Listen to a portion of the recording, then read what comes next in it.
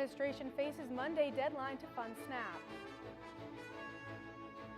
Trump does his first 60-minute interview in 5 years. And what the Texas Supreme Court ruled on same-sex marriage.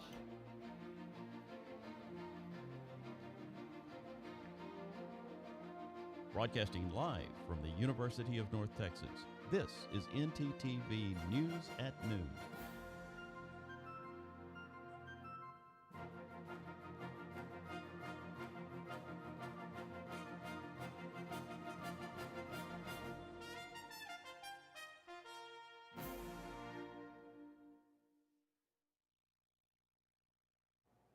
Good afternoon. Thank you for joining NTTV News at Noon. I'm Cameron Shields. And I'm Annie Tomlin.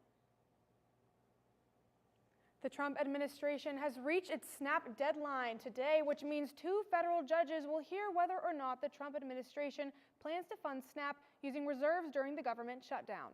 The Supplemental Nutrition Assistance Program is used by 1 in 8 Americans. However, it costs $8 billion per month to run, and 2 separate judges in Massachusetts and in Rhode Island ruled that it still must be funded despite the government shutdown. It is optional whether or not the administration will pay in full or partial benefits. Trump says that he does not want Americans to go hungry. With no clear decision made by the administration, even more problems are coming to light amidst the government shutdown. FDA regulator George Tidmarsh has submitted his resignation this past weekend. This comes after being put on administrative leave due to controversy following a comment made on a new drug developed by a Canadian pharmaceutical company. That filed lawsuits against Tidmarsh due to false statements and soliciting a bribe. Tidmarsh was named the FDA's director of the Center for Drug Evaluation and Research in July and was put on administrative leave due to, quote, serious concerns regarding Tidmarsh's personal conduct, end quote, says a spokeswoman for the Department of Health and Human Services. A senior Justice Department official states that the military strikes against vessels holding suspected drug trafficking operations are justified and that the Trump administration is not bound by the War Powers Act. This act was implemented in order to limit the president's ability to engage with military forces without congressional approval. The Pentagon has launched 15 strikes against the alleged drug smugglers since early September. In this way, at least 64 people have died. Annie, I think we finally made it. I think we finally made it to fall. Yeah, I know. And as long as I can keep this cold weather, I'm going to be happy. Well, let's check in with our weather anchor, Sherelle Orozco, to see if we've got that cool weather for the next couple of days. Sherelle?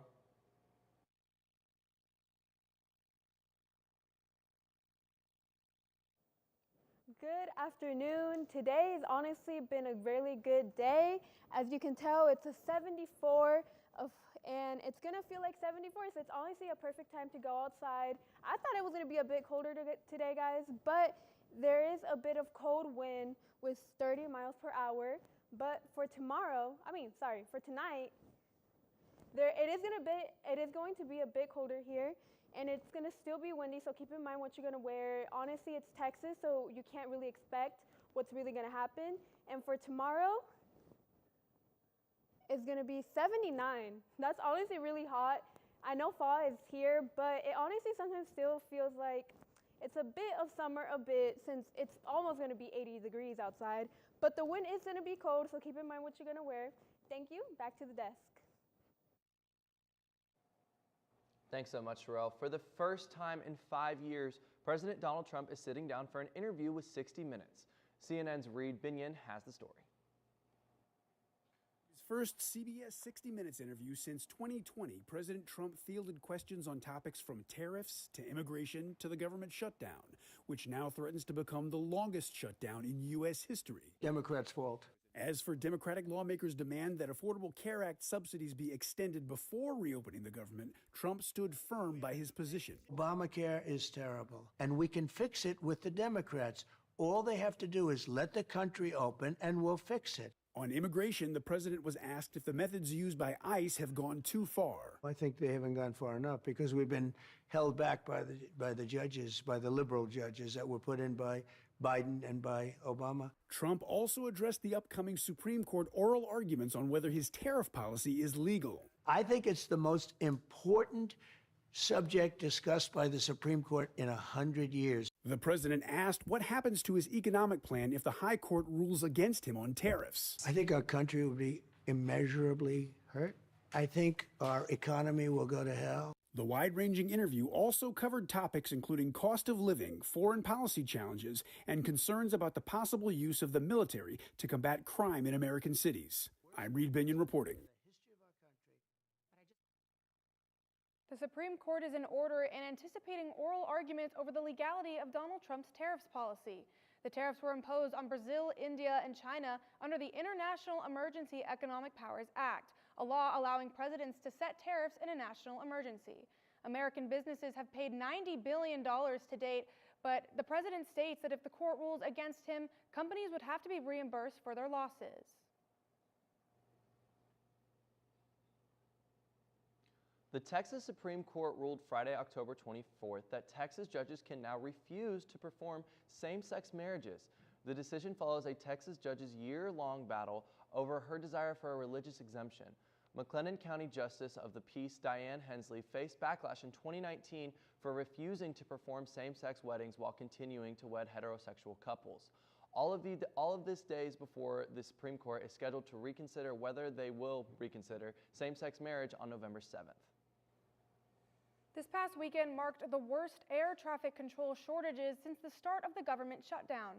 The Federal Aviation Administration shared that there were 98 staffing trigger reports from Friday to Sunday, meaning air traffic controllers had to alter operations to keep airspace safe with less staff. This resulted in delay and rerouting of many flights. While air traffic controllers are considered essential staff and must work through the shutdown, many are calling in sick, in protest, or taking time off to make their income elsewhere. A man was fatally shot by the Denton police early Sunday morning.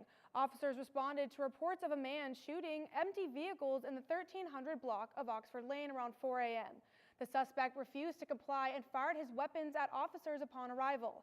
Officers returned fire and offered first aid until he was taken to a hospital and later declared dead. 4 officers were placed on administrative leave while both the Denton PD and the Texas Rangers investigate this incident. Coming up, more information on an explosion that occurred inside Harvard's campus, and we'll also help you break down your ballot for Election Day. Don't go away. This ever happened to you? My bike! My bike is gone! Stolen bikes are an epidemic sweeping college campuses across America. What am I supposed to do? It's quite simple. The We Mean Green Fund has partnered with the UNT Police Department to offer free bike locks to any UNT student with a bike. Just show up with your bike in tow and ask. Now I'll never lose my bike ever again. Enough worrying. Get your bike lock today.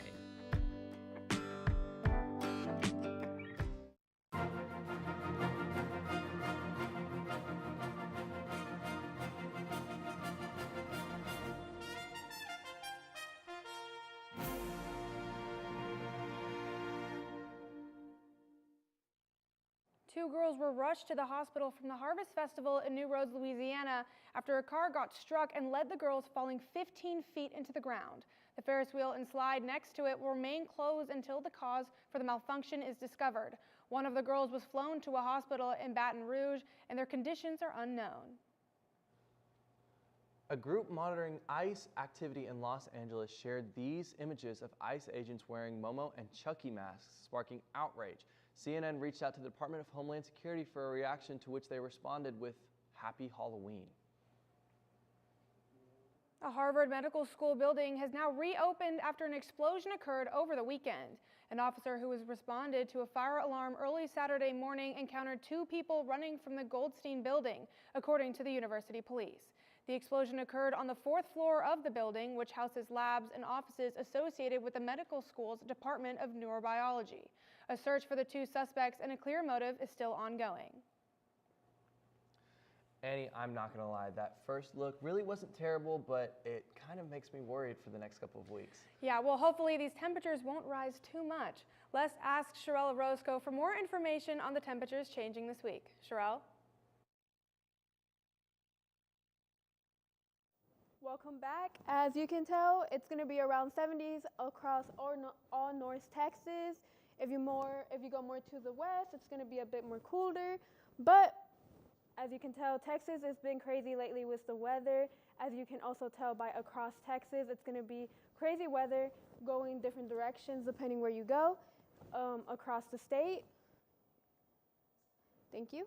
And it's going to be getting more colder. As you can tell, it's 68 degrees in El Paso. It's going to be getting cooler from now.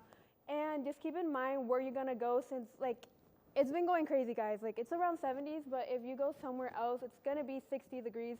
So just keep in mind what you're going to wear, what you're going to do, what plans do you have in mind. And for the week in Denton, it's how it's going to look. It's honestly going to get really hot, as you can tell here. It's Friday through Sunday, but it's going to start getting cooler on Tuesday. So just keep in mind what plans you have and what you're thinking of wearing, what events you have, and just keep everything that in mind. Thank you so much. Back to desk.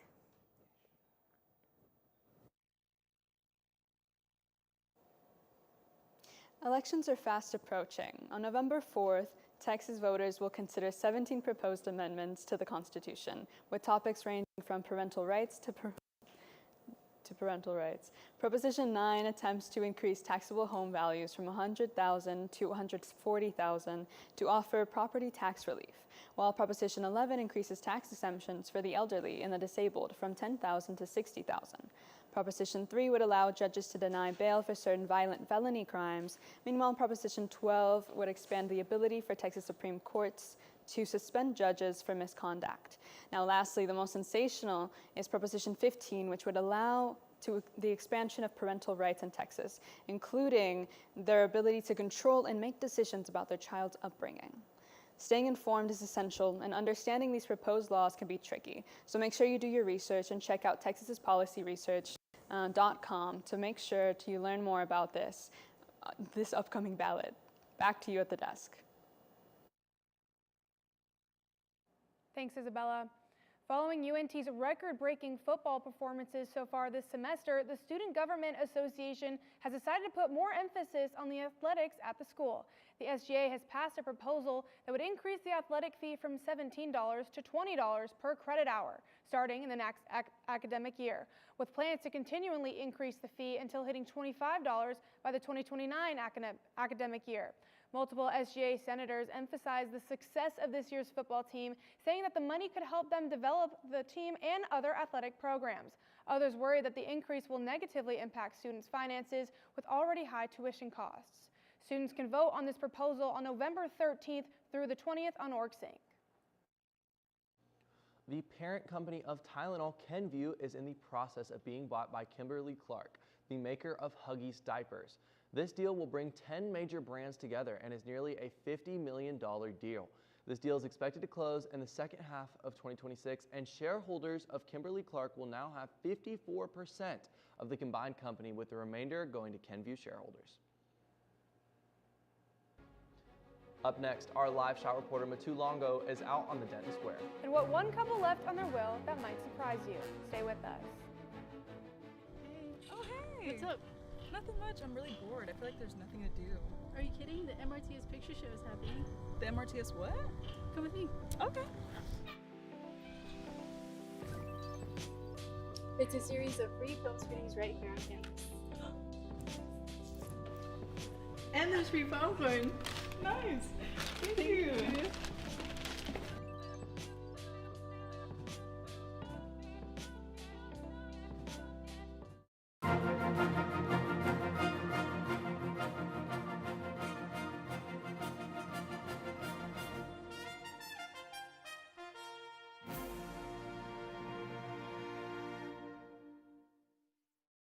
Now that October is finally over, so is Halloween Town. I know, and although it's tragic, our live shot reporter Matu Longo is there on the square to give us some stats about the Halloween Town of Texas. Matu?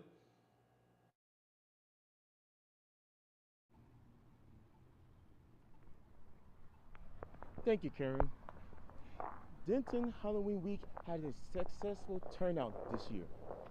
In Denton, Texas, the Halloween celebration attracted over 145,000 new visitors last month, becoming the city Halloween capital of Texas, hosting over 300 events, significantly boosting local businesses and tourism. Two big ones are the Dead of the Dead Festival and the Coffin Race, raising approximately $50 million in tax revenue. I don't know about you guys, but that's a lot of good money.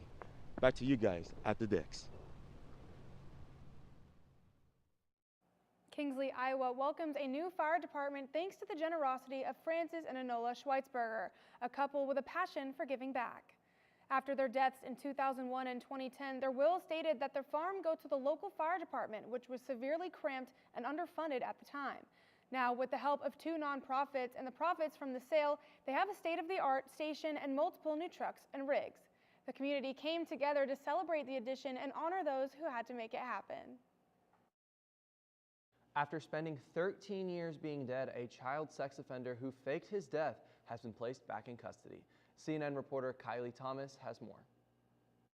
A convicted child sex offender has been captured after spending 13 years on the run. Mr. Lennon maybe thinks he's a smart person, but he's not as smart as he thinks he is. After a decades-long search, law enforcement tracked and arrested former Moore resident Anthony Lennon Thursday night in Canton, New York. He was eventually identified through fingerprints while using the alias of Justin Phillips. Law enforcement says Lennon has been hiding since 2012, where detectives say he faked his own death at a Super 8 motel where he worked. There, officers found puddles of blood. He went to extremes, and we did determine that the large amount of blood at this staged crime scene actually was his. Lennon had been sentenced in 2008 to a 20-year suspended sentence for aggravated possession of child pornography. In 2011, a task force discovered he had additional child pornography. He was arrested, bonded out, and then staged an elaborate scene.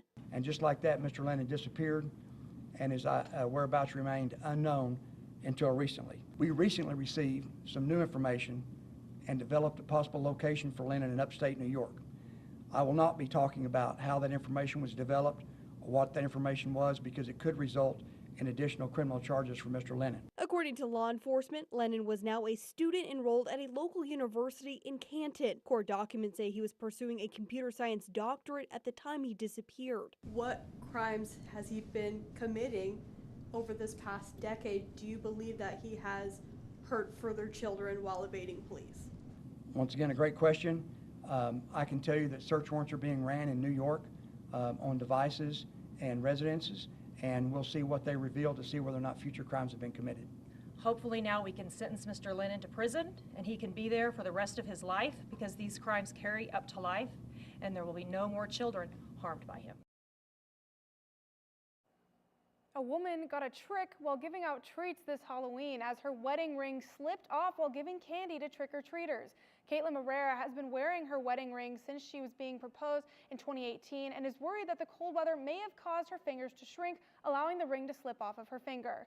She's asking all of Pleasanton, Texas trick-or-treaters to check their candy buckets for the special ring. You know, I know a team out in Los Angeles that found a few rings this past weekend. That's right. It's been a pretty big couple of days for sports this past weekend, and our sports anchor, Houston Hall, is ready to tell you all about it. Houston?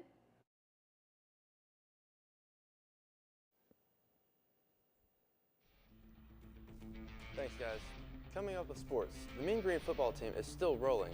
The MLB season is wrapped up, and the UNT volleyball team proves there is more than one team on campus dominating this semester. So stick around, because we'll be right back after this quick break.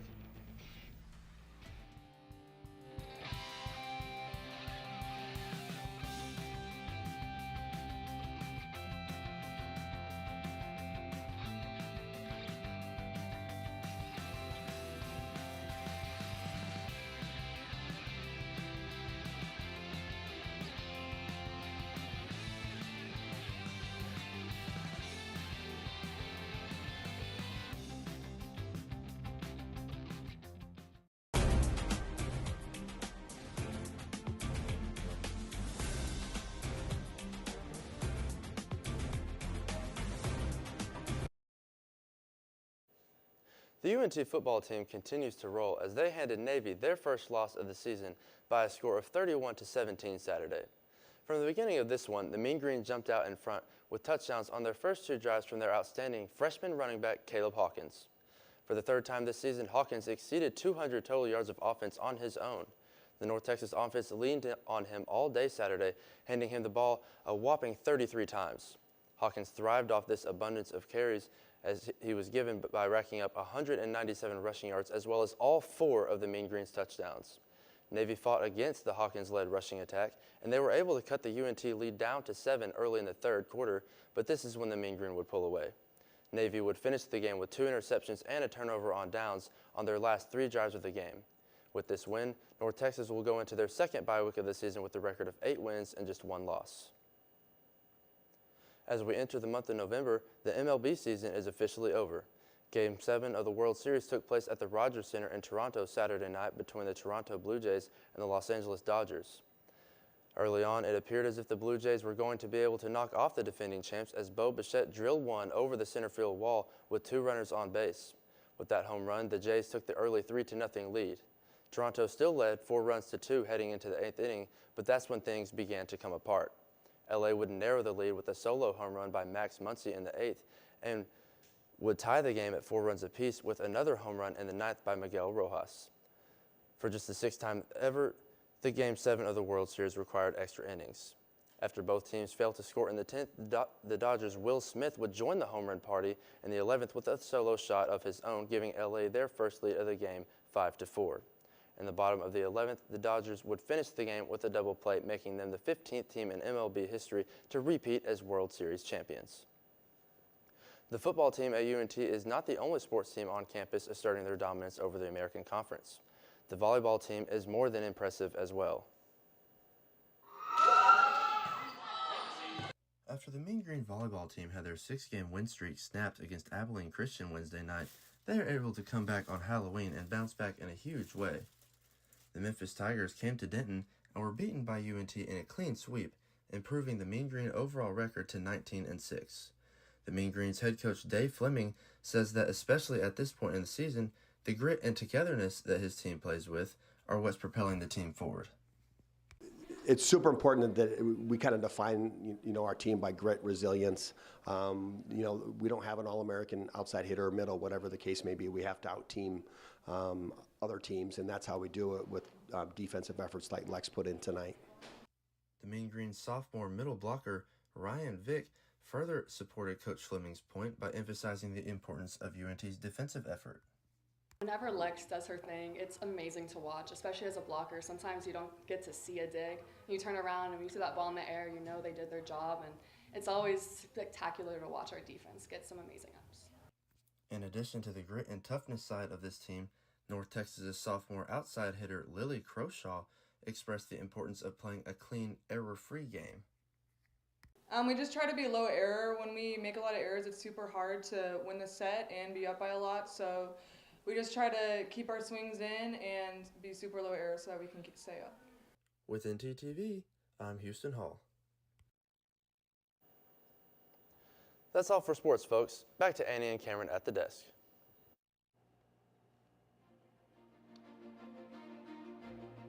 Thanks so much, Houston, and thank you for watching NTTV News at Noon. Join us again tonight at 6 and tomorrow at noon here on North Texas Television.